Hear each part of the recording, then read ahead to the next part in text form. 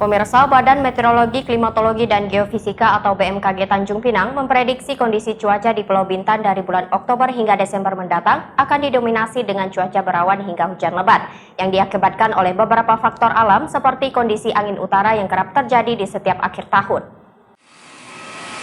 Berdasarkan pantauan cuaca yang dilakukan oleh BMKG sejak 30 tahun lalu, yakni sejak 1990 hingga 2020 lalu, kondisi cuaca Pulau Bintan pada akhir tahun cenderung didominasi kondisi hujan sedang hingga lebat. Hal ini disebabkan beberapa faktor antara lain adanya konvergensi atau pertemuan angin yang membuat massa udara cenderung melambat di atas langit Pulau Bintan, sehingga potensi terbentuk awan cumulus nimbus dan hujan lokal cenderung besar.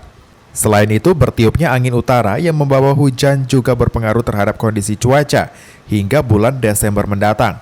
Perakiraan cuaca ini disampaikan juga Prakirawan BMKG Tanjung Pinang Hayu Nurmahron.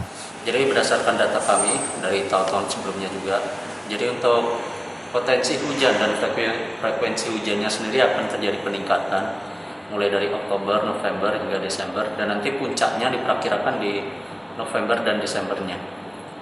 Itu puncaknya seperti apa? Apa yang terjadi? Jadi untuk puncaknya nanti kondisi cuacanya itu semakin potensi untuk terjadi cuaca hujan sedang hingga lebatnya itu semakin tinggi daripada bulan Oktober. Nah, untuk Oktober sendiri seperti apa pantauan kita? Nah, untuk Oktober sendiri untuk pantauannya untuk minggu-minggu ini itu masih didominasi hujan yang bersifat lokal, hujan ringan hingga sedang.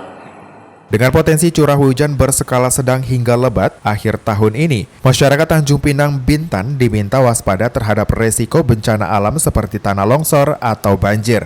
Sedangkan untuk masyarakat pesisir atau nelayan di Kabupaten Anambas dan Natuna diminta untuk mewaspadai tinggi gelombang yang bisa mencapai 2 hingga 3 meter hingga akhir tahun 2021 ini. Muhammad Nazarullah, GoTV News melaporkan.